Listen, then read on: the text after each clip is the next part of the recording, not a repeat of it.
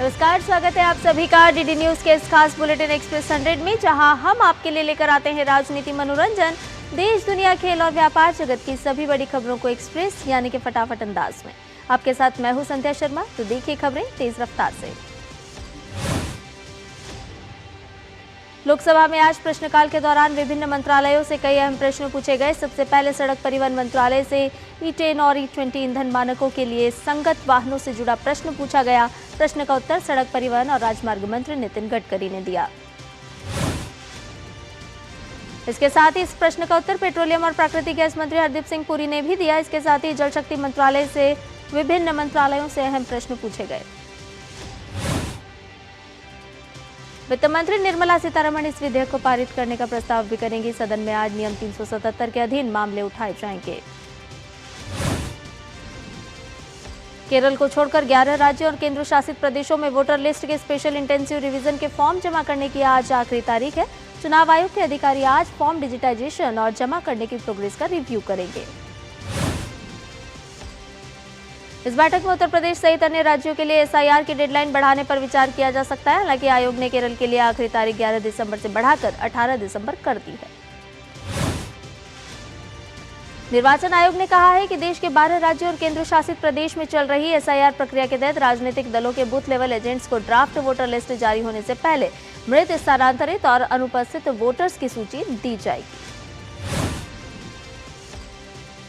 गोवा के birch point Romeo Lane night club के मालिकों में से एक अजय गुप्ता को कल रात ट्रांजिट रिमांड पर दिल्ली से गोवा लाया गया। गुप्ता के खिलाफ लुकआउट सर्कुलर जारी किया गया था। इससे पहले दिन में जम्मू निवासी गुप्ता को दिल्ली में अतिरिक्त मुख्य न्यायिक मजिस्ट्रेट के समक्ष पेश किया गया, जहां से उसे अंतरिम राहत नहीं मिली और गोवा पुलिस को ले जाने के लिए 36 घंटे की ट्रांजिट रिमांड दी गई है। इस बीच उत्तरी गोवा जिला प्रशासन ने पर्यटन स्थलों के अंदर आतिशबाजी, फुलझड़ी और पटाखों के इस्तेमाल पर रोक लगाने के आदेश भी जारी कर दिए हैं।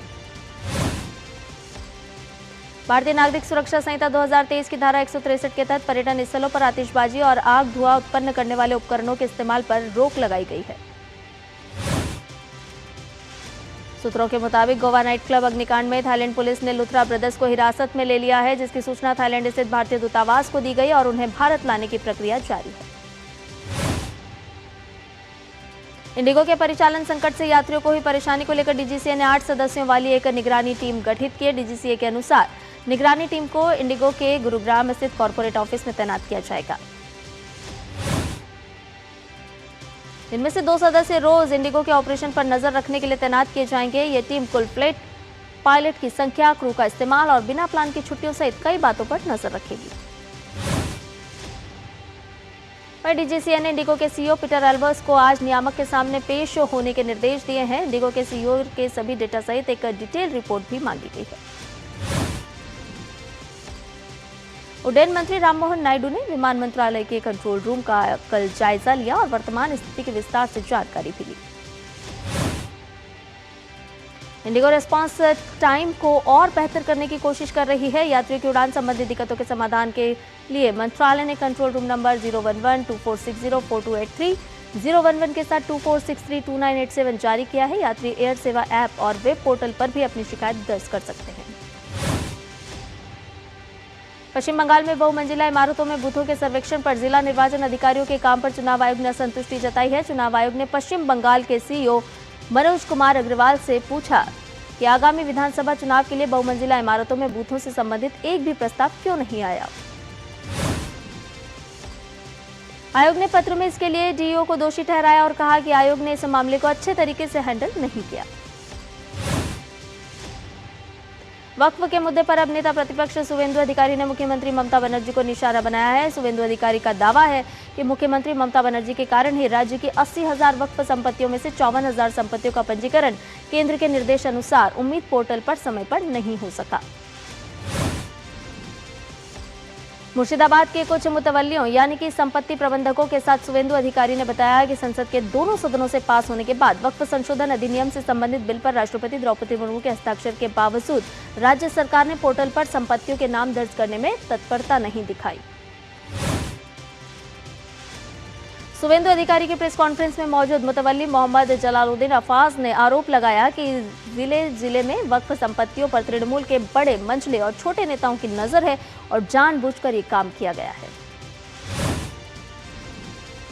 मुख्यमंत्री ममता बनर्जी ने वक्फ संपत्ति को लेकर कहा कि अल्पसंख्यक समुदाय के बीच भ्रम पैदा करने की कोशिश की जा रही है। उन्होंने कहा कि वक्फ को लेकर सरकार का कुछ नहीं करने वाली बात झूठ है। पश्चिम बंगाल के संदेश खाली में ईडी की टीम पर हमले के आरोपी शेख शाहजहां के खिलाफ गवाही देने जा रहे एक शख्स भोला घोष की गाड़ी का एक्सीडेंट हो गया, जिसमें उसके भाई और ड्राइवर की मौत हो गई। भोला के परिवार वाले इस मौत पर सवाल उठा रहे हैं और न्याय मांग रहे हैं। जेल में बंद शाहजहां शेख पर परिवार वालों ने सीधे आरोप जड़ा है। महाराष्ट्र के ठाणे में ईडी और एटीएस ने बड़ी कार्रवाई की है। आधी रात से ठाणे जिले के पड़घा गांव से सटे बोरीवली गांव में छापे मारे गए हैं। आतंकवादी गतिविधियों से जुड़े वित्तीय लेन देन के मामले में ये छापे मारे गए हैं। साकिब नाचन की गिरफ्तारी के बाद एटीएस ने पड़घा से सटे बोरीवली गांव में बड़ी कार्रवाई की। पड़घा गांव ने अलग मंत्रिमंडल, अलग देश और अलग राज्य संविधान तक तैयार किया था। साकिब ने बोरीवली गांव को अलग देश घोषित किया था और उसे अलशाम नाम दिया था। साकिब ने बोरीवली गांव को अलग देश घोषित करने के साथ साथ उसे अलशाम नाम तो दिया ही, साथ ही अपनी खुद की राज्य व्यवस्था और अपना मंत्रिमंडल साकिब ने बनाया। आरोप है कि स्लीपर सेल बनाने और युवाओं को भड़काने में साकिब माहिर था। राष्ट्रपति द्रौपदी मुर्मू आज से मणिपुर के 2 दिवसीय दौरे पर रहेंगी। आज मणिपुर की राजधानी इम्फाल पहुंचने पर राष्ट्रपति को गार्ड ऑफ ऑनर दिया जाएगा और इसके बाद वे ऐतिहासिक मापल कांगजेबुंग में पोलो प्रदर्शनी मैच देखने जाएंगी। शाम को मणिपुर सरकार की ओर से इम्फाल के सिटी कन्वेंशन सेंटर में अपने सम्मान में आयोजित एक नागरिक स्वागत समारोह में राष्ट्रपति शामिल होंगी। इस अवसर पर वो विभिन्न विकास परियोजनाओं की आधारशिला भी रखेंगी और उनका उद्घाटन करेंगी। इस अवसर पर वो विभिन्न विकास परियोजनाओं की आधारशिला रखने के साथ साथ उनका उद्घाटन तो करेंगे ही। कल राष्ट्रपति इम्फाल स्थित नूपीलाल स्मारक परिसर का दौरा भी करेंगे और मणिपुर की वीर महिला योद्धाओं को श्रद्धांजलि अर्पित करेंगी। प्रधानमंत्री नरेंद्र मोदी ने भारत रत्न पूर्व राष्ट्रपति प्रणब मुखर्जी को उनकी जयंती पर श्रद्धांजलि दी है। उन्होंने लिखा, प्रणब बाबू ने दशकों के सार्वजनिक जीवन में अटूट समर्पण के साथ भारत की सेवा की। प्रणब बाबू की बुद्धिमत्ता और स्पष्ट विचार ने हर कदम पर हमारे लोकतंत्र को समृद्ध किया। पीएम मोदी ने आज फिर डीडी न्यूज के सुप्रभातम कार्यक्रम के सुभाषित की प्रस्तुति को साझा किया है। ये सुभाषित सीख दे रहा है कि हमें निर्बल व्यक्ति को पीड़ित नहीं करना चाहिए, क्योंकि समय आने पर कमजोर व्यक्ति भी शक्तिशाली बन सकता है। प्रधानमंत्री नरेंद्र मोदी ने महाकवि सुब्रमण्यम भारती की जयंती पर उन्हें याद किया। पीएम ने लिखा, महाकवि सुब्रमण्यम भारती को उनकी जयंती पर श्रद्धांजलि। सुब्रमण्यम भारती के काव्यों ने साहस का संचार और उनके विचारों में अनगिनत लोगों के मन पर अमिट छाप छोड़ने की शक्ति थी। संसद परिसर में आज केंद्रीय मंत्री प्रहलाद जोशी हाइड्रोजन कार खुद चलाकर पहुंचे। इस मुद्दे पर एक अहम समझौता आज हुआ। केंद्र सरकार क्लीन एनर्जी को बढ़ावा दे रही है। राज्यसभा के सभापति सीपी राधाकृष्णन ने दीपावली को यूनेस्को द्वारा अपनी अमूर्त सांस्कृतिक विरासत सूची में शामिल किए जाने पर बधाई दी।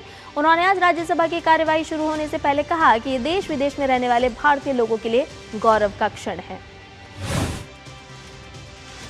एनआईए ने ओडिशा के राउरकेला जिले में सीपीआई आतंकी संगठन के सशस्त्र कार्यकर्ताओं द्वारा करीब 4000 किलोग्राम विस्फोटक सामग्री की लूट से संबंधित मामले में आरोप पत्र दाखिल किए हैं। जांच के दौरान एनआईए ने पाया कि आरोपी लगभग 200 विस्फोटक पैकेटों की लूट के आपराधिक साजिश, योजना और क्रियान्वयन में सक्रिय रूप से शामिल थे, जिनमें से प्रत्येक में 20 किलोग्राम विस्फोटक सामग्री थी। दिल्ली के सदर बाजार इलाके में कल देर रात आग लग गई। आग पर काबू पाने के लिए 4 दमकल गाड़ियां मौके पर पहुंची और आग पर काबू पाया। अधिकारियों के मुताबिक अभी तक किसी के घायल होने की कोई खबर नहीं मिली है। शोरूम मालिक का कहना है कि इलाके से गुजर रही एक बारात में लोग पटाखे छोड़ रहे थे और इस दौरान स्काई रॉकेट से आग लग गई। असम के गुवाहाटी में एस रोड इलाके में स्थित 6 मंजिला सोहम एम्पोरियम व्यावसायिक भवन और एसबीआई के कार्यालय में आग लग गई।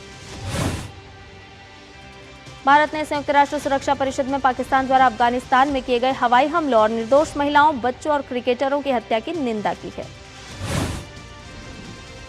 मौसम विभाग ने बताया कि जम्मू कश्मीर और हिमाचल प्रदेश में 13 से 14 दिसंबर के बीच एक नए पश्चिमी विक्षोभ के प्रभाव से हल्की बारिश और बर्फबारी की संभावना बन रही है। अब पहाड़ियां कोहरे से ढकी हुई नजर आएंगी।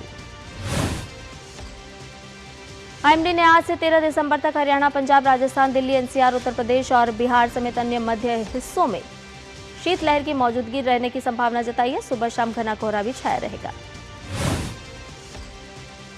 उधर दक्षिण भारत में अगले शुक्रवार तक लक्षद्वीप, तमिलनाडु और अंडमान निकोबार और द्वीप समूह में हल्की बारिश और आकाशीय बिजली गिरने की भी संभावना है। केरल में आज सुबह स्थानीय निकाय चुनाव के दूसरे चरण में मतदान शुरू हो गया है, जो शाम 6 बजे तक चलेगा। केरल के 7 जिलों त्रिशूर, पलक्कड़, कोझिकोड, मलप्पुरम, वायनाड, कन्नूर और कासरगोड जिलों में 18,274 मतदान केंद्रों पर मतदाता अपने मताधिकार का उपयोग कर रहे हैं। दूसरे चरण में 1,53,00,000 से अधिक मतदाता ग्राम पंचायतों, ब्लॉक पंचायतों, जिला पंचायतों, नगर पालिकाओं और निगमों सहित 604 स्थानीय निकायों के 12,931 वार्डों में प्रतिनिधियों का चुनाव करेंगे। दूसरे चरण में कुल 38,994 उम्मीदवार मैदान में। स्थानीय निकाय चुनाव के पहले चरण में 9 दिसंबर को मतदान हुआ था। दोनों चरणों के लिए मतगणना 13 दिसंबर को होगी। राजस्थान प्रवासी दिवस का शानदार समापन हो गया है। कार्यक्रम में सीएम भजनलाल शर्मा, लोकसभा अध्यक्ष ओम बिरला, शिक्षा मंत्री धर्मेंद्र प्रधान और पर्यावरण मंत्री भूपेंद्र यादव सहित कई केंद्रीय मंत्री शामिल हुए। कार्यक्रम में शामिल हुए केंद्रीय शिक्षा मंत्री धर्मेंद्र प्रधान ने कहा कि राजस्थान सरकार द्वारा शुरू किए गए राजस्थान प्रवासी दिवस मनाने के निर्णय को शानदार प्रयास बताया और लोगों की भूमिका को अपनी मातृभूमि से जोड़ने की बात भी कही। लोकसभा अध्यक्ष ओम बिरला ने प्रवासी राजस्थानी दिवस समापन कार्यक्रम में कहा कि राजस्थान के प्रवासी देश और दुनिया में व्यापार और अन्य क्षेत्रों में महत्वपूर्ण काम कर रहे हैं। उनका देश की प्रगति में बहुत बड़ा योगदान है। बुलेटिन में फिलहाल रुकते हैं एक छोटे से ब्रेक के लिए, जल्द हाजिर होंगे। तेरा ये बिजनेस एक मास्टर स्ट्रोक है यार, है ना? पर मुझे लोन कौन देगा यार? ओह गॉड, सचिन क्यों देगा मुझे लोन? अरे मैं नहीं, बैंक ऑफ बड़ौदा देगा तुम्हें एमएसएमई बॉब डिजी उद्यम के साथ 100% digital process, approval in minutes. Bank of Baroda से एमएसएमई लोन लेना भी मास्टर स्ट्रोक है। जब धरती चीर कर निकलता है लोहे का पत्थर और मिलता है मोंगिया के जोश से, फिर तपता है, पिघलता है और बनता है फौलाद। अब होता है सरिया सारी खूबियों के साथ। मोंगिया स्टील, मजबूत देश का मजबूत सरिया। कौन है जो जोड़े देश को? विकसित भारत का विकसित भारत।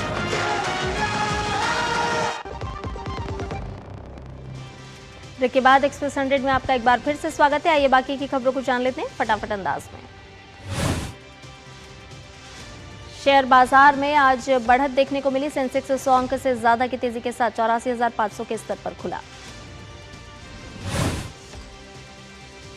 निफ्टी में भी करीब 50 अंक की बढ़त है। यह 25,800 के स्तर पर खुला। केंद्रीय मंत्री सर्बानंद सोनोवाल ने नमो घाट से हरी झंडी दिखाकर भारत के पहले स्वदेशी हाइड्रोजन फ्यूल सेल वेसल का वाराणसी में शुभारंभ किया। इस मौके पर केंद्रीय मंत्री ने कहा कि वाराणसी में हाइड्रोजन फ्यूल सेल वेसल का लॉन्च मोदी जी के नेतृत्व में तीर्थयात्रियों और आम जनता के लिए स्वच्छ परिवहन के एक नए युग की शुरुआत है।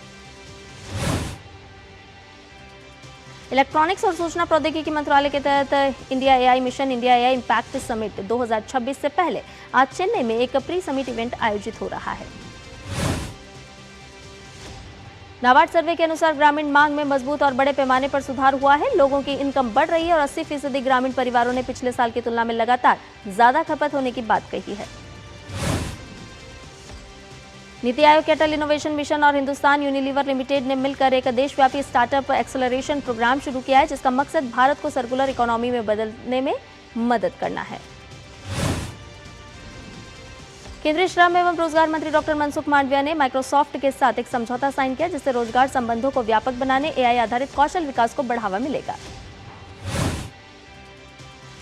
इस कदम से रोजगार के अवसर काफी व्यापक होंगे, उच्च विकास वाले क्षेत्रों को समर्थन मिलेगा और भारत न केवल घरेलू मांग बल्कि विश्व के लिए भी कुशल कार्यबल विकसित करने में सक्षम होगा। केंद्रीय मंत्री डॉक्टर मनसुख मांडविया के अनुसार भारत ने सामाजिक सुरक्षा के क्षेत्र में एक ऐतिहासिक उपलब्धि हासिल की है। उन्होंने मार्च 2026 तक 100 करोड़ नागरिकों को सामाजिक सुरक्षा प्रदान करने के अपने लक्ष्य को दोहराया। परमाणु ऊर्जा से बिजली बनाने की क्षमता 2031-32 तक बढ़कर 22.38 गीगावाट हो जाएगी। सरकार ने वर्ष 2047 तक परमाणु ऊर्जा क्षमता को 100 गीगावाट तक पहुंचाने का लक्ष्य रखा है। अणु ऊर्जा विभाग ने जानकारी दी कि वर्ष 2024-25 में देश में कुल बिजली उत्पादन में परमाणु ऊर्जा का योगदान लगभग 3.1% था, लेकिन अब इसे बढ़ाने पर सरकार का जोर है। भारत यूरोपीय संघ trade and technology council working group 2 के तहत समुद्री प्लास्टिक प्रदूषण से मुकाबला इस विषय पर आयोजित इंडिया यूरोपीय संघ पाड्याथॉन समारोह संपन्न हुआ। इस दौरान ओपीएसए के scientific secretary doctor Parvinder many ने समुद्री प्लास्टिक को कम करने के लिए शुरुआती दौर के इनोवेशन को बढ़ावा देने में भारतीय और यूरोपीय संस्थानों के सामूहिक प्रयासों की प्रशंसा की। सांख्यिकी मंत्रालय द्वारा जारी एक ड्राफ्ट प्रश्नावली के अनुसार अनइनकॉर्पोरेट सेक्टर एंटरप्राइजेस 2026 का वार्षिक सर्वेक्षण इस सेक्टर की स्थिति का आकलन करने के लिए प्रमुख संकेतकों पर नजर रखेगा। सांख्यिकी और कार्यक्रम कार्यान्वयन मंत्रालय ने 20 दिसंबर तक नीति निर्माताओं, शोधकर्ताओं और उद्योग निकायों से ड्राफ्ट सर्वे शेड्यूल पर फीडबैक मांगा है। केंद्रीय जल शक्ति मंत्री सीआर पाटिल ने सुजलाम भारत ऐप लॉन्च किया। इसके लिए राज्यों और केंद्र शासित प्रदेशों को देश भर में नए प्लेटफॉर्म को चालू करने के लिए प्रशिक्षित किया गया है। इस अवसर पर केंद्रीय मंत्री ने कहा कि सुजलाम भारत हर ग्रामीण जल योजना को एक यूनिफाइड सिस्टम में इंटीग्रेट करता है। इसका लक्ष्य विकसित भारत 2047 के लिए डिजिटल बैकबोन बनाना है।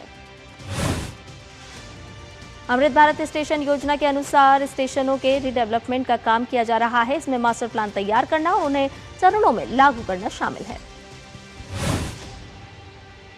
प्राइमरी एग्रीकल्चरल क्रेडिट सोसाइटीज योजना के तहत पूरे देश में कुल 30,083 नई पैक्स डेयरी और मत्स्य पालन सहकारी समितियां पंजीकृत की गई हैं और 15,793 डेयरी और मत्स्य पालन सहकारी समितियों को मजबूत किया गया है। अमेरिकी फेडरल रिजर्व ने अपनी मानदंड ब्याज दर में 0.25% अंकों की कटौती की, जिससे फेडरल फंड दर 2022 की शुरुआत के बाद से अपने सबसे निचले स्तर पर आ गई है। फेडरल की सितंबर से यह लगातार तीसरी कटौती दर है, जिससे इस साल कुल 0.75% अंकों की कमी आई है। अमेरिकी राष्ट्रपति डोनाल्ड ट्रंप ने ट्रंप गोल्ड कार्ड लॉन्च किया है। अमेरिकी राष्ट्रपति का कहना है कि इससे सारा पैसा अमेरिकी सरकार के पास जाएगा। ट्रंप के अनुसार ये ग्रीन कार्ड से कहीं ज्यादा फायदेमंद है। कंपनी किसी भी संस्थान में जाकर कार्ड खरीद सकेगी और उस व्यक्ति को अमेरिका में रख सकेगी। ट्रंप ने जानकारी दी कि इससे उन प्रतिभाशाली लोगों को फायदा मिलेगा जिन्हें ग्रेजुएशन करने के बाद यहां रहने की अनुमति नहीं मिलती है। अमेरिकी हाउस ऑफ रिप्रेजेंटेटिव्स ने एक बड़ा डिफेंस पॉलिसी बिल पास किया, जिसमें सालाना मिलिट्री खर्च के लिए रिकॉर्ड $901 बिलियन मंजूर किए गए हैं। वेनेजुएला के तट के पास अमेरिका के एक प्रतिबंधित तेल टैंकर को जब्त कर लिया गया है। वहीं ट्रंप ने इस टैंकर को छोड़ने से साफ इनकार कर दिया है। वेनेजुएला सरकार ने प्रतिबंधित तेल टैंकर को जब्त करने के बाद अमेरिका पर खुलेआम चोरी का आरोप लगाया। सरकार ने कहा कि वो अपनी संप्रभुता, प्राकृतिक संसाधनों और राष्ट्रीय गरिमा की पूरी दृढ़ता के साथ रक्षा करेगी। नोबेल शांति पुरस्कार विजेता मारिया कोरिना मचाडो लगभग 11 महीने बाद ओस्लो में सार्वजनिक रूप से दिखाई दी। उन्होंने एक होटल की बालकनी में आकर लोगों का अभिवादन स्वीकार किया। इसके बाद मारिया होटल से बाहर आकर अपने शुभचिंतकों से मिली। सुरक्षा को खतरा होने के कारण बीते साल से वो छिप कर रह रही थी। उनकी बेटी ने उनकी ओर से नोबेल पुरस्कार स्वीकार किया था। राष्ट्रपति व्लादिमीर ज़ेलेंस्की ने कहा कि यूक्रेन ने अमेरिकी प्रतिनिधिमंडल से बातचीत में युद्ध के बाद पुनर्निर्माण योजना के मुख्य बिंदुओं पर सहमति जताई है। उन्होंने कहा, यह आर्थिक दस्तावेज के सिद्धांत पूरी तरह से स्पष्ट हैं और हम अमेरिकी पक्ष के साथ पूरी तरह सहमत हैं। यूक्रेनी अधिकारी ने बताया कि बुधवार को यूक्रेनी समुद्री ड्रोन ने एक टैंकर पर हमला करके उसे बेकार कर दिया। यह टैंकर रूसी तेल की ट्रेडिंग में शामिल था। मेक्सिको के सीनेट ने बुधवार को अगले साल से चीन और कई एशियाई देशों से होने वाले इंपोर्ट पर 50% तक टैरिफ बढ़ाने को मंजूरी दे दी है। ऑस्ट्रेलिया के प्रधानमंत्री एंथनी अल्बनीज ने किशोरों के लिए सोशल मीडिया बैन के फैसले को सही बताया। उन्होंने कहा कि शुरुआत थोड़ी मुश्किल होगी, लेकिन आखिरकार इससे लोगों की जान बचेगी। इस नए कानून के तहत 16 साल से कम उम्र के बच्चों के लिए 10 सबसे बड़े प्लेटफॉर्म बैन रहेंगे। कानून का उल्लंघन होने पर $33 मिलियन तक का भारी जुर्माना देना होगा। भारत ने पुरुषों के जूनियर हॉकी विश्व कप में कांस्य पदक अपने नाम कर लिया है। भारत ने कांस्य पदक के मुकाबले में पिछड़ने के बाद वापसी करते हुए अर्जेंटीना को 4-2 से हराया।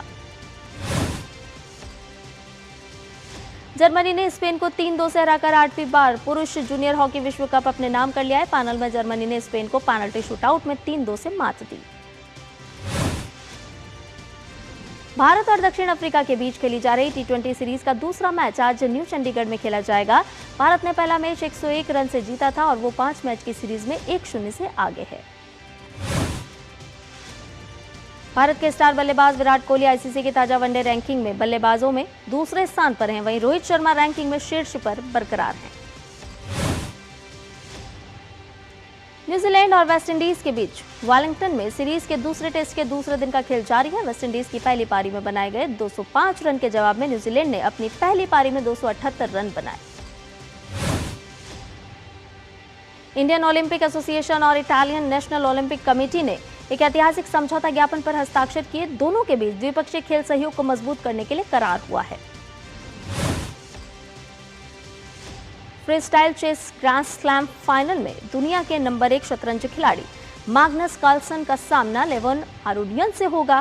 कार्लसन ने सेमीफाइनल में पहुंचने के साथ ही 2025 freestyle chess grand slam tour का खिताब अपने नाम कर लिया था। मैनचेस्टर सिटी ने चैंपियंस लीग में रियल मैड्रिड को 2-1 से मात दी। इस जीत के साथ सिटी ग्रुप में चौथे स्थान पर आ गई है। वहीं रियल मैड्रिड 7वें स्थान पर खिसक गई है। मैन सिटी के मैनेजर ने कहा कि उनकी टीम ने दूसरे हाफ में अच्छा खेल दिखाया।